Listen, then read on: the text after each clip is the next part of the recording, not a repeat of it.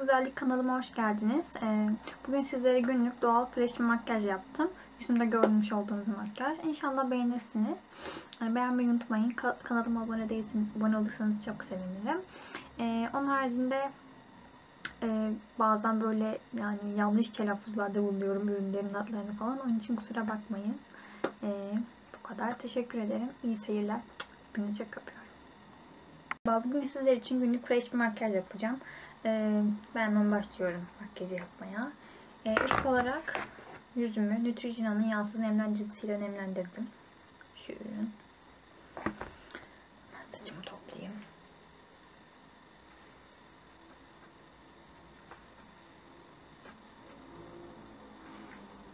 Daha sonra L'Oreal Paris'in True Match fondötenini kullanıyorum bugün.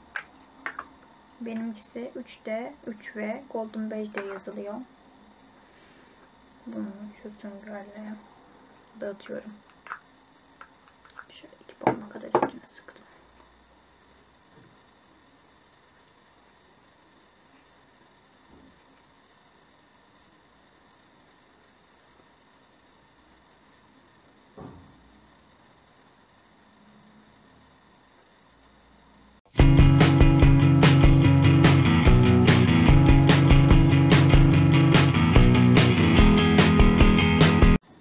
Sonra Maybelline'in Affinity kapatıcısını kullanıyorum. Benimkisi 02 Natural rengi. İhtiyacı olan yerlere şöyle koyuyorum.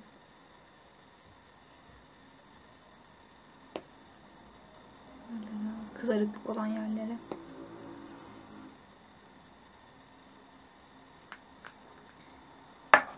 Onu elime dağıtıyorum.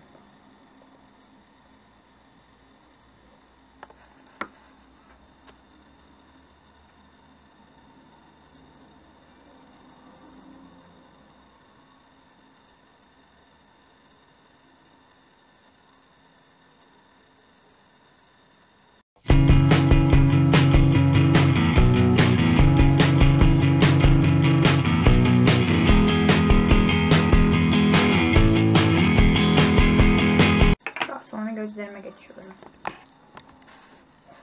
Yakınlaştı.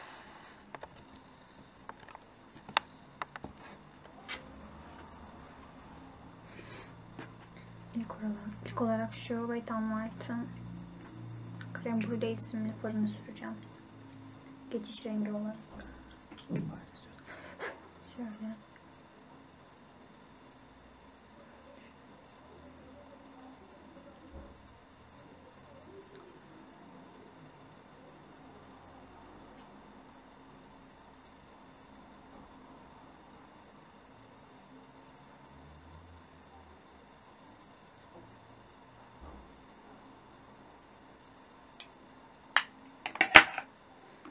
Daha sonra şu Wet n Wild'in Comfort Zone paletini kullanacağım ama benimkisi kırıldı. Nazar değdi. Geçen makyaj yaparken düştü, kırıldı. Oradaki şu üstteki 3. rengi kullanacağım. Hafif pembe gibi olanı. Yine aynı fırçayla donmuş bir fırça bu. Şöyle fazlasını aldırıyorum. Şöyle sıkıyorum.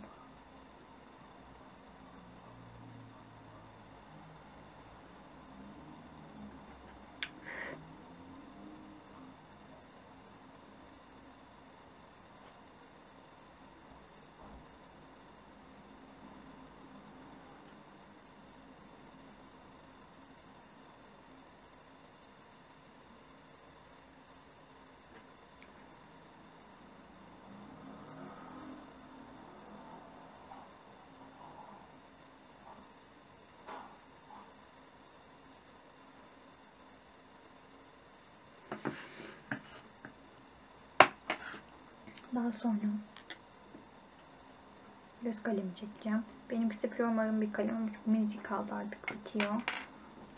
Şöyle çekiyorum.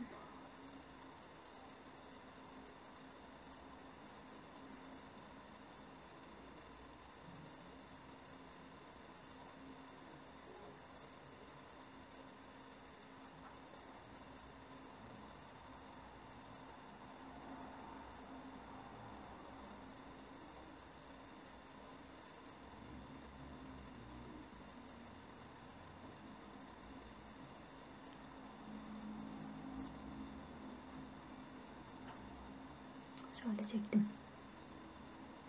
Şöyle hafif ucunu da uzatıyorum. Şöyle. Daha sonra Maybelline'in bu rimelini kullanıyorum. Herkes biliyor zaten bunu.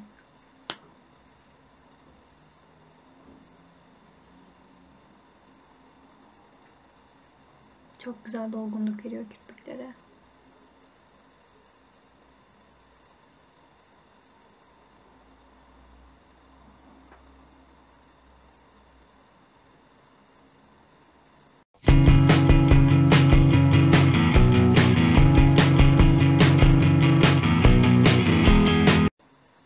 Gözümün içine Golden Rose'un 122 numaralı kalemini sürüyorum.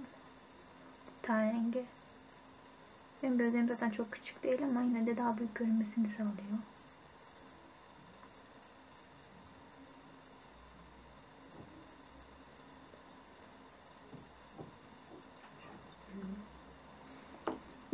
İç köşelerine şu Meryl'ü aydınlatıcıyla aydınlatacağım.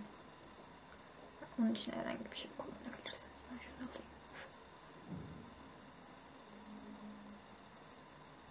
Şöyle zaten parlak dediğim gibi.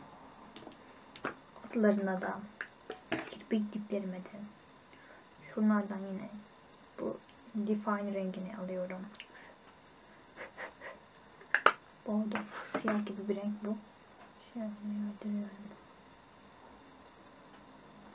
Fazlasını alacağım zaten. Sonra koydum onu ben. Böyle oldu. Ben şimdi göz makyajımı tamamladım. Şöyle yakınlaştırayım.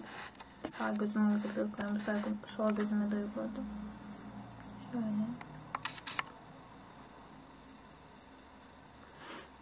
Şimdi kaşlara geçelim. Kaşlarımı H&M'den aldığım neymiş bunun adı? Espresso Brown'da yazılan kaş kalem ile dolduruyorum. Tarıyorum. Çok pratik bir ürün. Burada fırçası var. Burada da kalem ucu var. Taradım, sonra boşlukları dolduruyorum.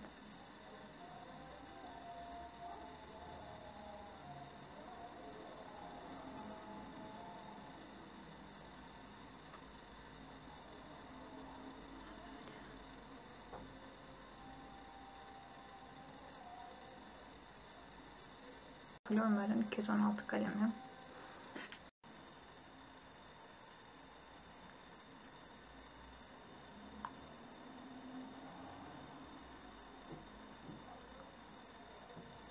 İyice sürdüm.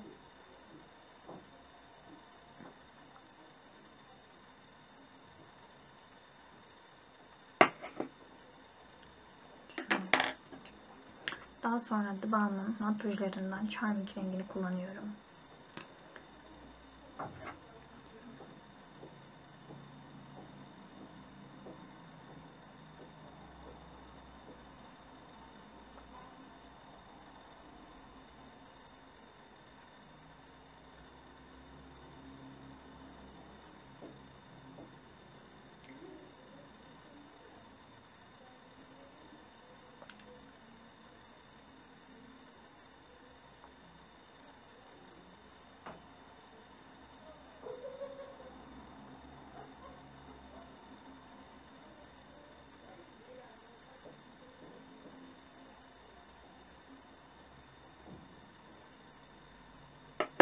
Şöyle sürdüm.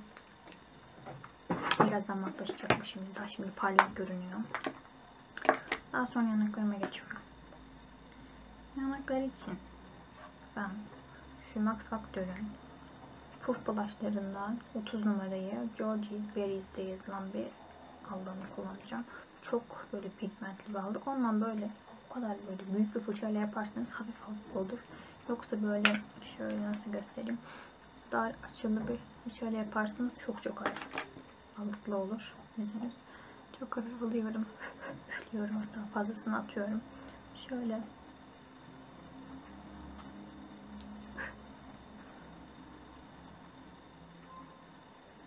aslında bu bir pudra fırçası ama ne fark eder? Her yerde her şey kullanılabilir. Siz istiyorsanız kullanabilirsiniz yani. Daha sonra şu Mary Lou'yu kullanacağım. Bunu da şu Eclipse'in fırçasını alıyorum.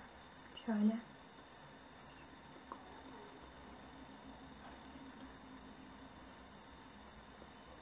Ben yapayım. Kaş altlarıma. Dudak ucuma yaparsam bitmiştir.